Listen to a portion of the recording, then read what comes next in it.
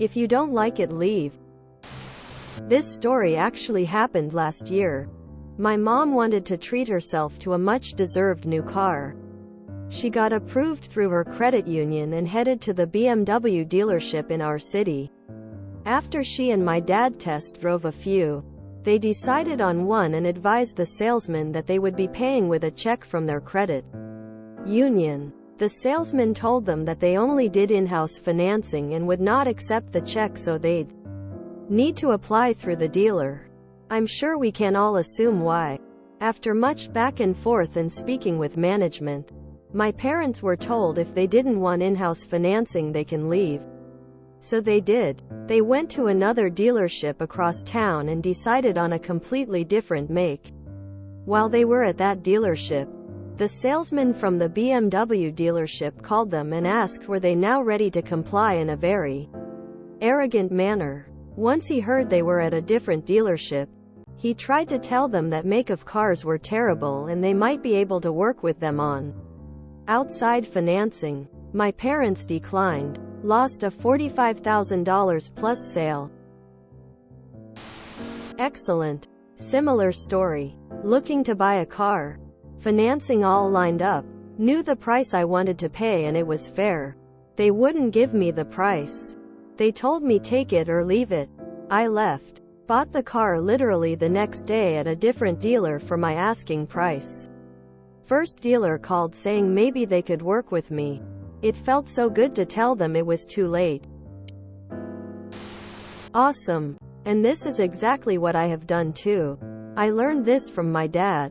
If the dealer refuses to work with you, walk out. There will be another dealer who will. The moment a car dealer tells me to take it or leave it, I up and go away. You never have to put up with me again, Mr. Car Salesman.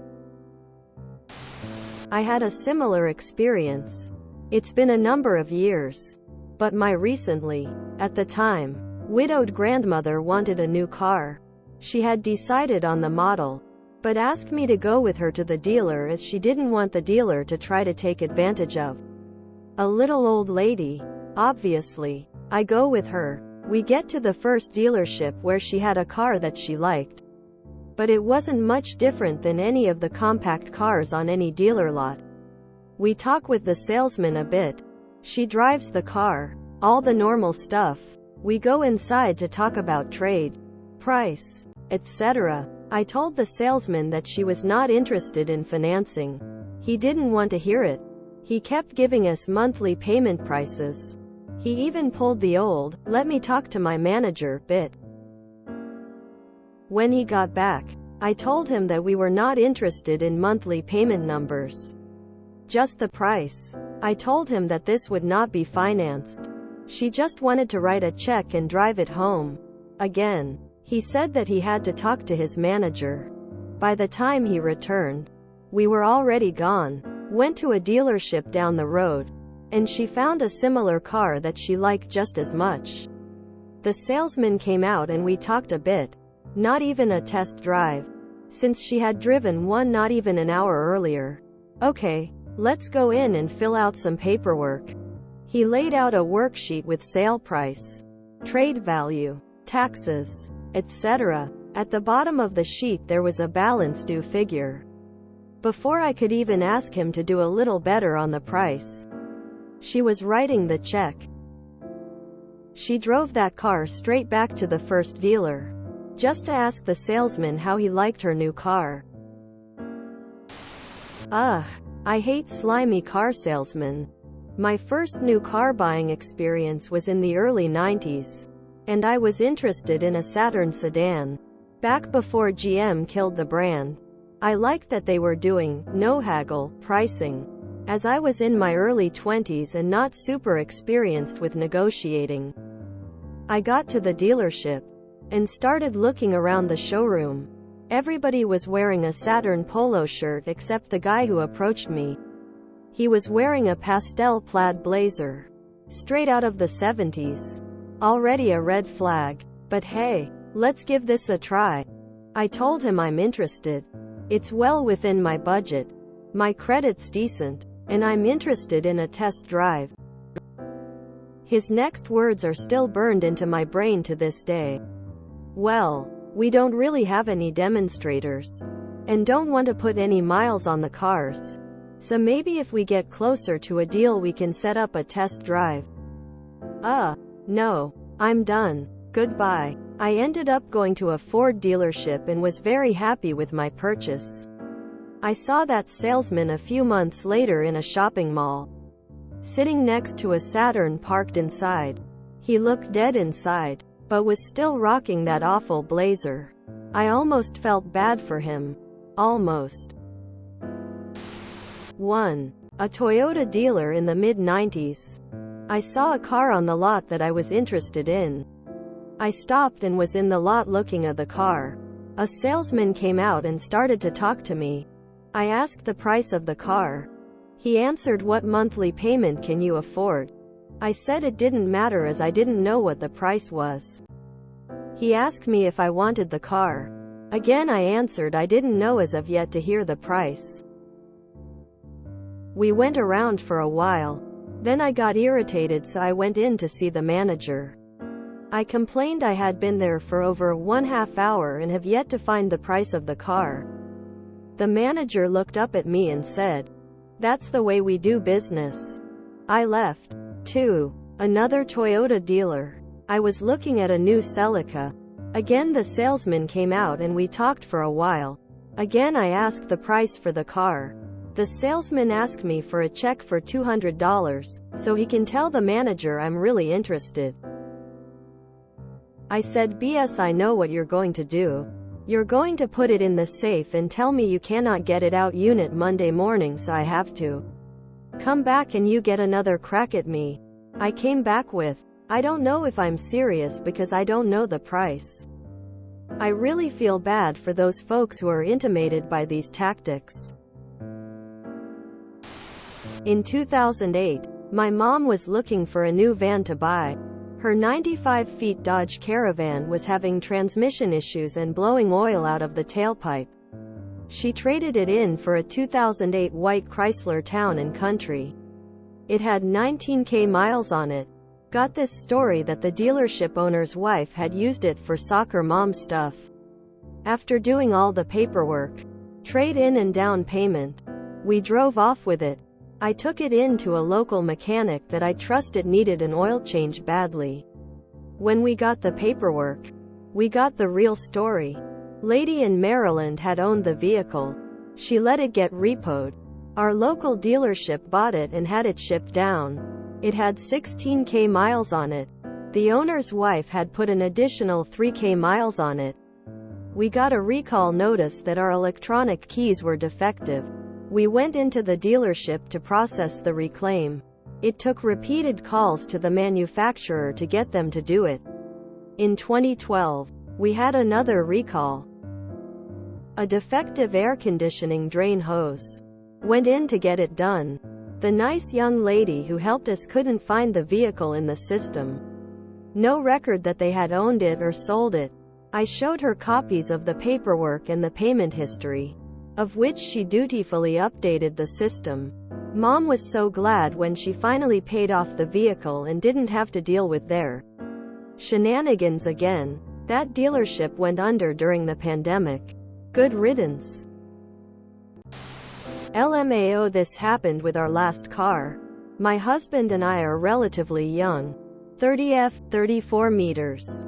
And we look a tad younger, maybe early 20s. But we both have decent paying jobs, so we saved up for most of 2020 for a large down payment on a luxury vehicle. Went to the Acura dealership and test drove the model we wanted. Husband and I were very firm on the specifics we wanted, like the color would cost more to order, and ECT. The salesman gave us the runaround and didn't want to work with us. After getting nowhere, we thanked him and left with his promise of, "We'll be back." Ended up buying the exact make, model, and color we wanted, certified pre-owned with only 7,000 miles on it online through Vroom for almost half of what the dealership wanted. I cannot explain the absolute sheer joy I had taking it in to be serviced and being greeted by the Same guy, and complimented on the color. Blue Acuras aren't that common apparently. Where I got to explain very excitedly how Vroom outsold him and got us exactly what we wanted. Kind of reminds me of the Honda dealer who insisted that I needed an extended warranty on my new 98 Civic. I say it's a Honda. Not necessary. He says there's a lot more that can go wrong with cars now. The warranty is a big help. I tell him if it's that bad, my next car would be a Toyota. That stuff drives me nuts. While they didn't balk when we paid cash for a car, the sale folks at the car dealership was surprised. It had been so long. The finance guy had to look up the codes for a cash purchase. My wife had a long history of buy-beater cars that were always breaking down. So her aunt stipulated in her will that my wife was to spend the inheritance on a brand new car. Similar story when my wife bought a car last year. We went to the Subaru place to look at an Outback, and they were trying to push us to use their financing instead of our credit union, because she really did want the Outback. They only had one on the lot, and they figured they could strong-arm her into the buy, and naturally their interest rates were significantly higher. Super arrogant, dismissive of questions, all that stuff. We said no thanks and bounced to the little Mazda dealership. About a quarter-mile away on the same street, they had a new CX-5 and they didn't care how we financed it. So we bought it on the spot. They even gave us an identical loaner CX-5 to use for the remainder of the day while they did the ceramic and PPE coatings on the paint that we wanted and asked for. They weren't pushy at all. The next day the Subaru dealer calls her, saying something like, "We can let you have that Outback with your financing if you can be here by the end of the day." She goes, "Sure thing. We'll be there as soon as I get off work." And we just never went. They called her at like 7:30 or 8 asking if we were coming. Oh no. I bought a Mazda instead because we didn't care for the way you treated me. Hope your day wasn't a total waste. And hung up. I was in the market back in '04 and had okay credit. I did my due diligence beforehand and went in knowing exactly what I could afford. I found a lot that had a '99 Jetta that I really liked. After the test drive, I sat in the car for a bit and did the math, figuring from the sticker price what the likely payments would be depending on the loan length, and went into the sales office and told them flat out the highest interest rate and payment I would accept for that car. I made it very clear that was my top dollar. They offered me 15% above what I told them, and a payment $60 a month higher. I told them to get F-ked and laughed my way out of the dealership. This was for the same term length of loan that I had figured myself. This was also with me having $2,000 cash on hand for the down payment. I was almost 10 years before I tried to buy a car on payments again. Financial institutions will undercut each other. Once bought a car through a dealership, got their in-house financing, then went to my credit union a week later. They transferred the loan over at a full % lower in interest. This happened to us too. Okay, you're so insistent on in-house financing, then you don't get any sale. Walked out of a dealership and made a complaint to an employee that worked there, who was a good friend, because the dealer wouldn't let me drive the vehicle, or believe who my car loan was through, because I was a woman, and my husband needed to be there. I was a single female. Oh, I had a similar one. In 2017 I was on the market for a new car. I wanted a very specific, reasonably powerful sleeper car. However, this brand had only 2 dealerships in my city, and both probably from the same owner.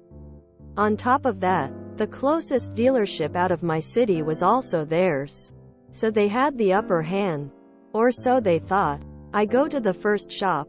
They evaluate my current car and offer something offensively low for it. I ask the manager. No real improvement. I tell them I'm sure they can do better and leave. Next I go to the other store where they even have the car available for a test drive. Oh, do the test drive but don't engage much in negotiating as they were pulling the same BS. This was the middle of the month, and they would only get desperate to reach their goals near the end of it. So I just wait a bit and contact the guy that sold me my current car. He had left his previous dealership and was working as a freelancer now. A few days later this freelance seller comes back with an actual offer. I counter. He accepts and now I actually have a pretty good offer. Paying a low price for the new car and having my current car evaluated above market value. I tell him it sounds good but just in case I'd check with the local dealership. I call the seller that I test drove the car with and tell him about the current offer. He thinks I'm bluffing and replies, in a very arrogant tone, "If you really have such an offer you should take it." Well, the next day the freelance seller came back with a slightly better offer still and I took it, as instructed by the local seller. A few months later when I took my car in for checking some issues, it was very fun to see the confusion in the face of the seller that doubted I had an offer. I obviously had to go talk to him and let him know I've actually got a better offer than the one I told him about, and reminded him that our country has other cities and states, each with different dealerships. Somewhat similar story. This was in the 90s. My dad had recently inherited some money and was working a very manual job wearing his workwear, sweatpants and a scruffy t-shirt. He went to a nearby dealership to buy a brand new car in cash. He saw the one he liked and waited near the car for the employee. The guy eventually came over and my dad asked how much for this car. The employee actually said, "Oh, that's expensive. Maybe these cars over here are more in your price range," and began to walk away. My dad didn't follow and asked how much.